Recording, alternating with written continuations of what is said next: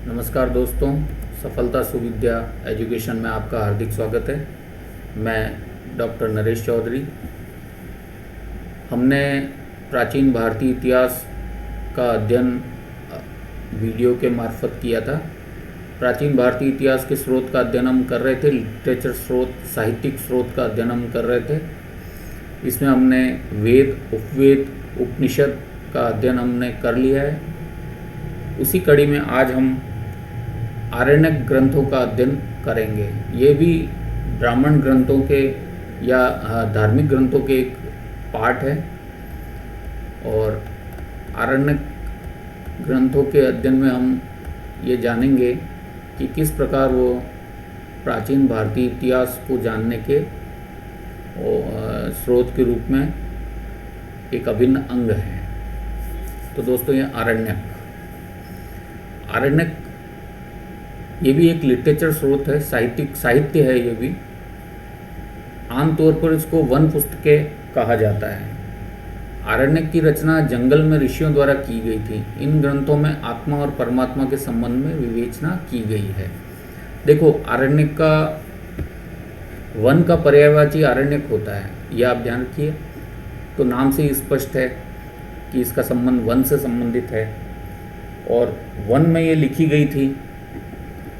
और लिखी इसलिए गई थी कि कुछ सन्यासी ऋषि जो वन में रहते थे वहाँ चिंतन मनन करते थे, तो उन चिंतन मनन के उपरांत जो बातें उन्हें सिद्ध प्राप्त होती थी वो लिपिबद्ध करते थे। तो वही ग्रंथ आरण्यक ग्रंथ कहलाते हैं। आरण्यक ग्रंथों में मुख्य रूप से इस बात पर बल दिया गया है कि कम सोर्स के माध्यम से किस तरह पूजा पाठ विधि विधान किया जाए, क्योंकि वो जंगल में रहते थे तो वहाँ उनके पास इतने स्रोत नहीं होते थे पूजा पाठ इत्यादि के। तो उन सोर्सेस के अभाव में उन्होंने एक नई विद्या का आविष्कार किया, ये कह सकते हैं कि प्रारंभ किया और उसे लिपिबद्ध किया। उसी को आरण्यक नाम दिया गया। इसका प्रमुख प्रतिपाद विषय रहस्यवाद, प्रतीकवाद, यज्ञ और पुरोहित दर्शन है। दार्शनिक ग्रंथ है ये।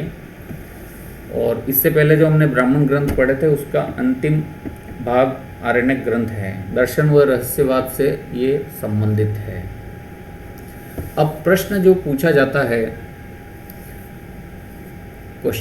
उसमें प्रमुख रूप से वन पुस्तकें या ऐसे ग्रंथ जिनकी रचना जंगल में या वन में हुई है वो कौन से ग्रंथ हैं, उसमें आपको आरण्यक लिखना है। अच्छा, हर वेद का एक आरण्यक ग्रंथ है। वेद में पहले वीडियो में पढ़ा चुका हूँ, चारों वेदों का विस्तृत विवरण हमने पढ़ लिया है। ऋग्वेद, यजुर्वेद, सामवेद, अथर्ववेद, ये 4 वेद हैं।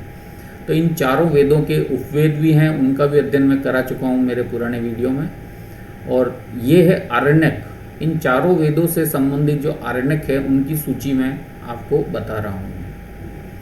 ऋग्वेद से संबंधित जो आरण्यक हैं वो है ऐत्रेय आरण्यक। यजुर्वेद से संबंधित जो आरण्यक है वह है तैत्तिरीय आरण्यक। सामवेद से संबंधित जो आरण्यक है वह है छांदोग्योपनिषद।